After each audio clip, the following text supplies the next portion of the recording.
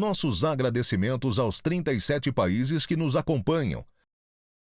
Acompanhe você através do www.simp.org.br.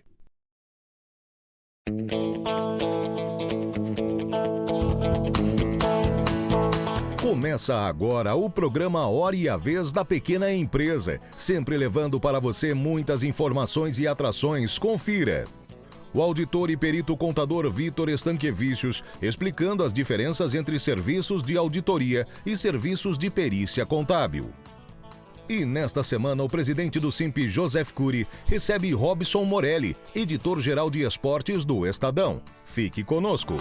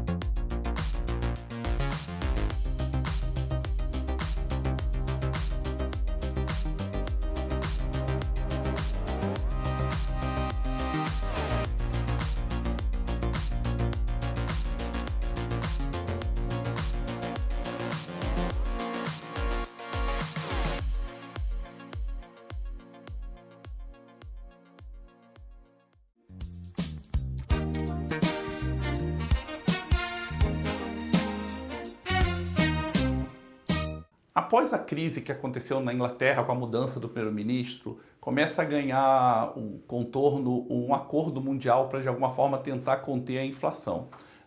Os bancos centrais, tanto da Europa quanto dos Estados Unidos, começaram a subir a taxa de juros, mostrando uma potencial redução da inflação nos próximos meses, principalmente em 2023, onde esse impacto da taxa de juros, tanto do movimento que está acontecendo na Europa quanto nos Estados Unidos, vai fazer com que a recessão no mundo faça uma queda no preço das commodities.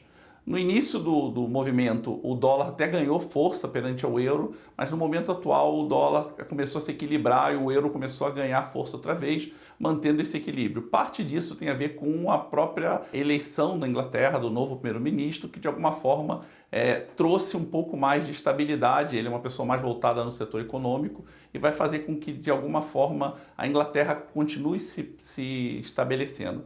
Outro problema que está acontecendo grande, além da própria guerra que está acontecendo na Ucrânia, e isso vai impactar o preço do petróleo, somente na época agora do inverno europeu, o potencial conflito que está acontecendo entre a Coreia e a Coreia do Sul e a Coreia do Norte. Esse conflito deve se expandir um pouco mais, atingindo também o Japão, trazendo um grau de incerteza muito grande para a Ásia. Essa incerteza pode prejudicar ainda mais o crescimento do mundo, até porque a China, que está tendo retomada do caso de Covid, deve voltar a ter algum tipo de controle sobre exportação. A China está com uma inflação um pouco mais fraca, mas também com uma economia mais fraca, o que também deve prejudicar um pouco no mercado brasileiro as exportações. O Brasil ele tende a melhorar em 2023 internamente por conta do ajuste, ou pelo menos do não mais conflito entre a eleição, mas deve ser prejudicado principalmente pela recessão mundial e pela situação da China, que vai fazer com que as exportações brasileiras não tenham tanta relevância quanto tiveram em 2022. A única vantagem que tem é que com a retomada do setor imobiliário, com, de alguma forma, a manutenção do Auxílio Brasil, a tendência é que o consumo em 2023 seja um dos pilares do crescimento da economia brasileira.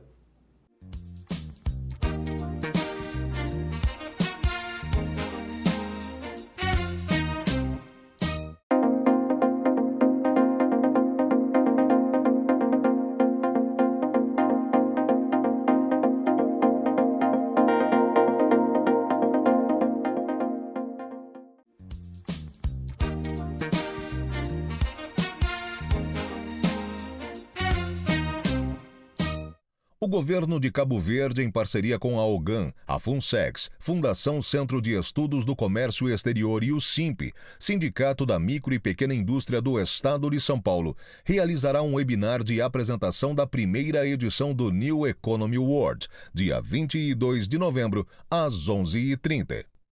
Esse é um evento gratuito e para ter acesso basta acessar o QR Code que está na tela ou acessar o site que também está na tela. Participarão do webinar Miguel Lins, vice-presidente da FUNSEX, Joseph Cury, presidente do SIMP, Dirce Évora, advogada da New Economy Award, entre outros nomes. Será dia 22 de novembro, às 11h30.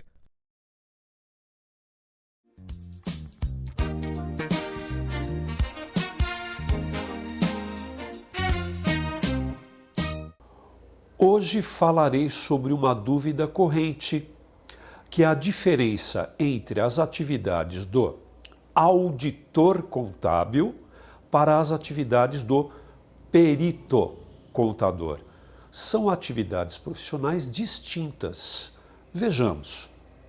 O auditor contábil ou a empresa de auditoria, quando for contratada, verificará se as demonstrações contábeis ou financeiras da empresa auditada estão adequadas em seus aspectos relevantes.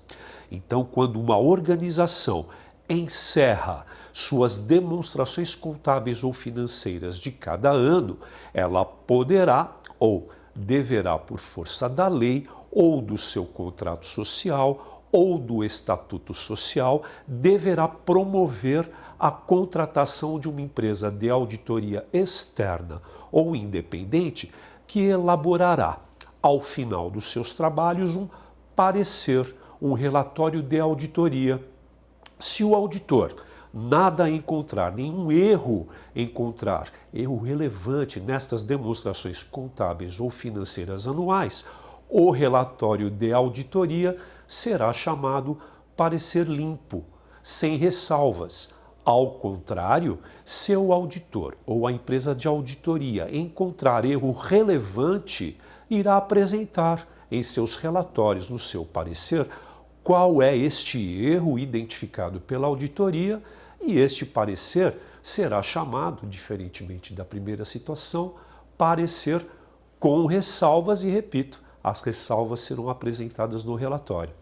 Já o perito judicial é o profissional requisitado pelo juízo numa lide processual, numa controvérsia no judiciário.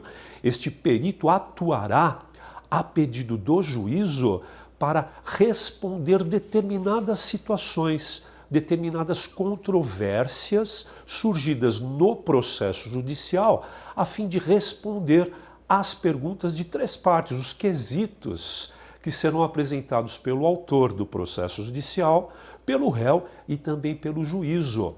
Ao final deste trabalho do perito judicial, este elaborará para o juízo um laudo pericial. Sim, é verdade que as partes, o réu e o autor, também poderão apresentar peritos contadores assistentes para também responder aos mesmos quesitos, às mesmas perguntas firmadas pelas partes. Importante ressaltar que tanto o auditor quanto o perito contador são profissionais com formação obrigatória, é prerrogativa de contadores tais atividades. Tanto um quanto o outro devem ser profissionais com formação em ciências contábeis. Foi um grande prazer falar com todos vocês. Muito obrigado e até a próxima oportunidade.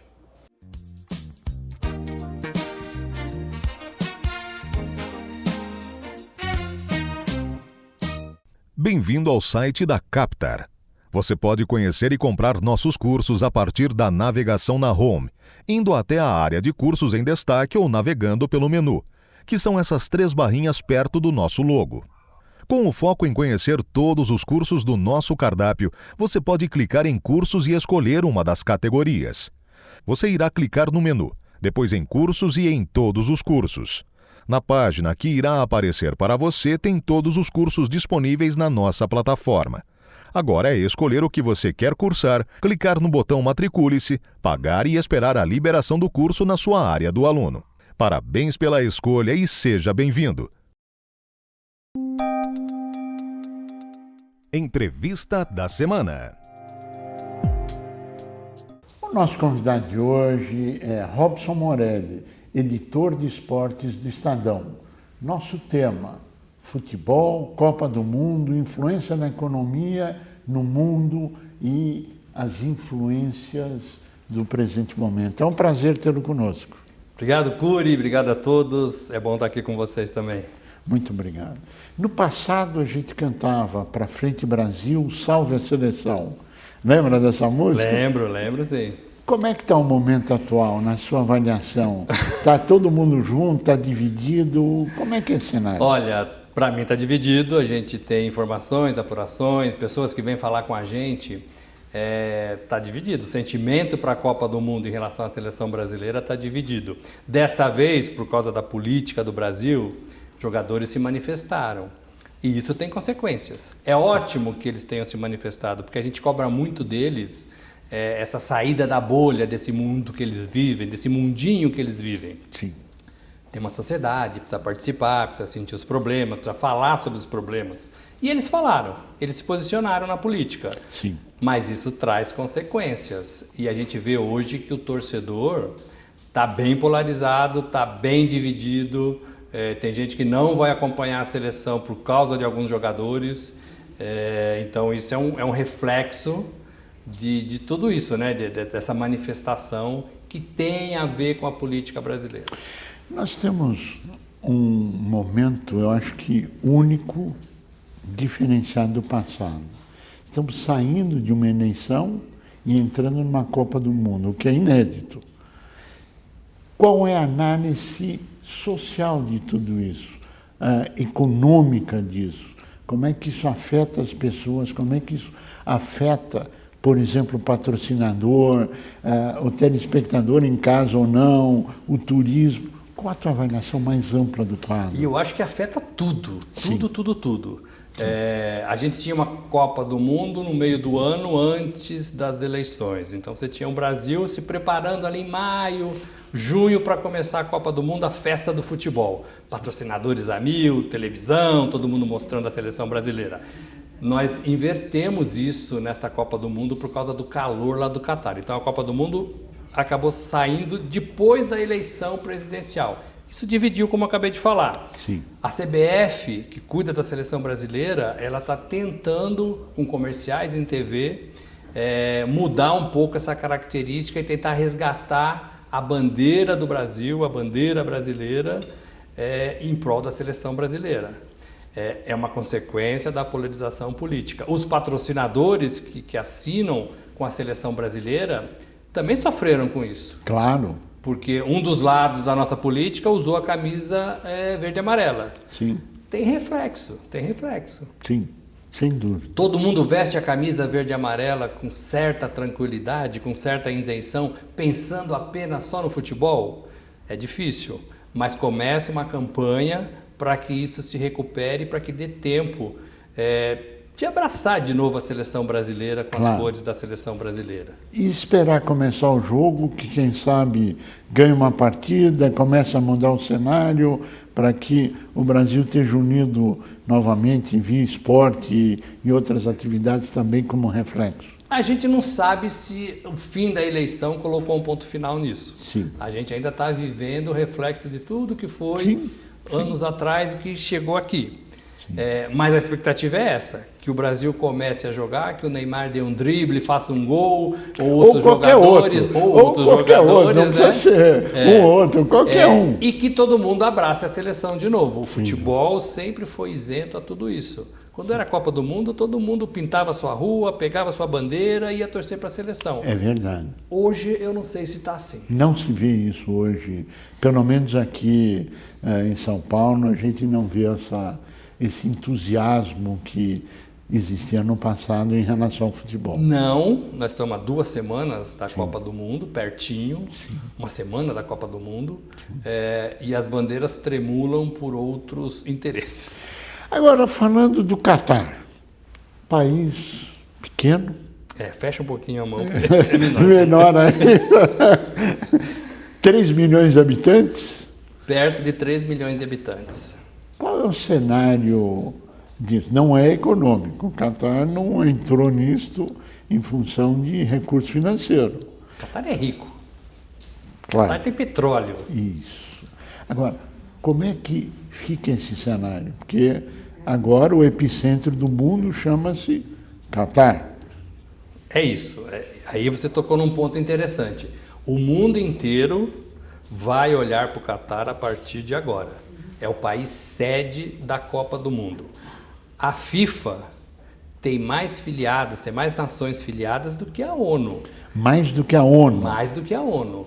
Então tem uma disputa política muito grande, muito grande. O Catar não precisa do dinheiro do turista que vai para lá, do dinheiro do torcedor que vai lotar os hotéis de Doha, não precisa nada disso.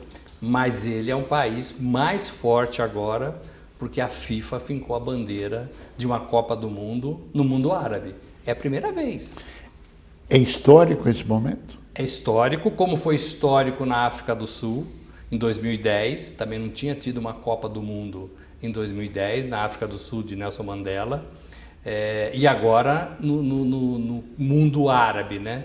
É histórico, é importante. O Catar, com 3 milhões de habitantes, né? Pequeno, vai ser um país grande, vai sair um país enorme desse evento. Sim. Não tanto quanto o aspecto econômico, que também é gigantesco, mas o aspecto social e político. Você acha que é a grande marca dessa mudança que o Catar irá sofrer daqui a uma semana, 10 dias, algo assim?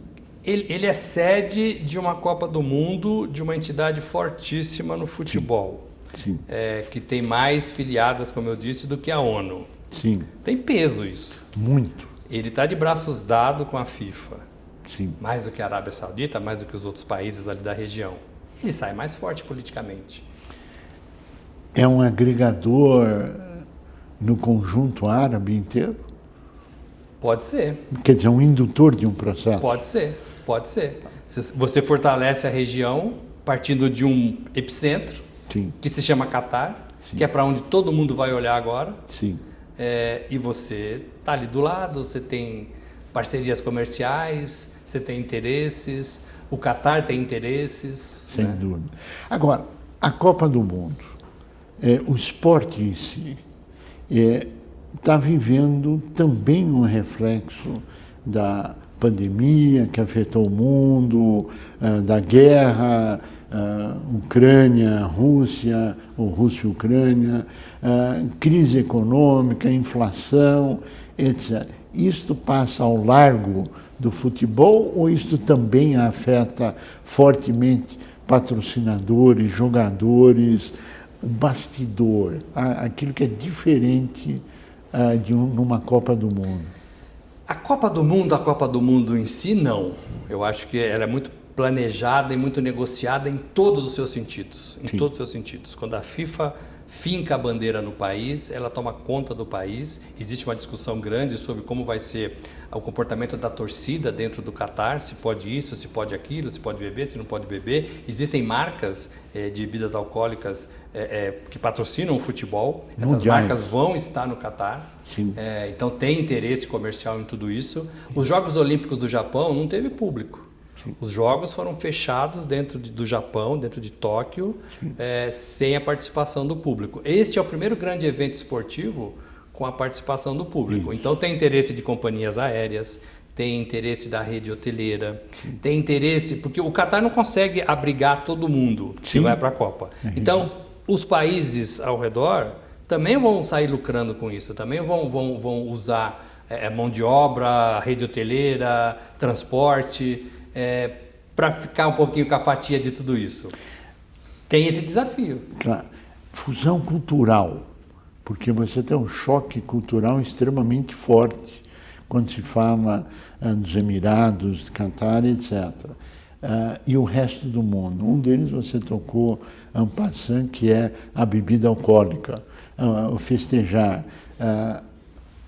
o próprio vestimento das mulheres, etc. Como é que esse cenário você visualiza? Isso também é negociado. Quando a FIFA vai, ela negocia tudo isso. O Catar não é um país aberto.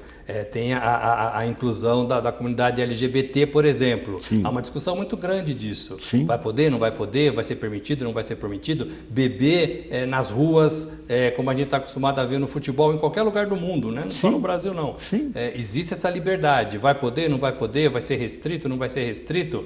O Catar acena com a possibilidade de abrir seus horizontes. E isso é legal. Você falou da parte cultural, Cury. Sim. A parte cultural é a mais rica de uma Copa do Mundo, de qualquer evento dessa natureza. É você conhecer gente diferente, conhecer culturas diferentes, valorizar, aprender, mostrar o que você tem também para oferecer. Claro. O brasileiro onde vai faz festa. É né? verdade. E, assim, eles estão acostumados com isso? Não. E essa vez talvez menos festa. Vão chegar de mansinho. Isso. Mas não é só brasileiro não, viu? Holandês, chileno, os alemães vieram para cá na Copa e também fizeram uma festa danada. Que bom, alegria, né? Alegria. A Copa é um pouco isso. O esporte agregando, o esporte somando, trazendo alegria, que é fundamental. E assim, e o Catar acena com essa possibilidade. Eu acho que é negociada essa possibilidade. Tem problemas ainda no trato com os trabalhadores estrangeiros, tem problemas de direitos, né? Direitos humanos, mas assim, precisa abrir, precisa conhecer outras culturas para ver como é e para tentar mudar. É como a bolha do futebol. Aliás, o Tite tomou um posicionamento em relação a essa bolha política. Qual foi esse posicionamento? O Tite não declarou seu voto, me disse isso pessoalmente. Não vou declarar porque sou uma pessoa pública e tenho que manter isso para mim, para minha família, para os meus próximos. Mas não proibiu nenhum atleta de se posicionar politicamente. A gente viu que teve atletas que se posicionou. Estava na hora já dessa turma sair da sua bolha, da música, do iPhone, né, de ficar ali ouvindo meio fora de tudo. Como no resto do mundo. Como no resto do mundo. Que se posicionam para um lado, para outro, enfim, mas se posicionam. Os jogadores de basquete da NBA se posicionam o tempo Sim. todo nos Estados Unidos. As jogadoras de futebol americanas se posicionam o tempo todo. Existe um pedido de igualdade ali de salários. Então tem tudo isso, legal que o futebol tenha se posicionado. Agora, Cury, tem consequências. Sem dúvida. Eu adoraria continuar aqui, mas nós já estouramos o nosso tempo. Eu pediria as suas considerações finais. Eu queria agradecer, falar que a Copa está chegando, que é hora de torcer para o futebol, que a seleção é uma das candidatas a ganhar essa competição. Robson Morelli, queremos agradecer muito a sua participação e a você que esteve conosco. Nosso mais profundo agradecimento, com a certeza que estaremos juntos na semana que vem. Até lá! O governo de Cabo Verde, em parceria com a OGAN, a FUNSEX, Fundação Centro de Estudos do Comércio Exterior e o SIMP, Sindicato da Micro e Pequena Indústria do Estado de São Paulo, realizará um webinar de apresentação da primeira edição do New Economy Award, dia 22 de novembro, às 11h30. Esse é um evento gratuito e para ter acesso basta acessar o QR Code que está na tela ou acessar o site que também está na tela. Participarão do webinar Miguel Lins, vice-presidente da FUNSEX, Joseph Cury, presidente do SIMP, Dirce Évora, advogada da New Economy Award, entre outros nomes. Será dia 22 de novembro, às 11h30.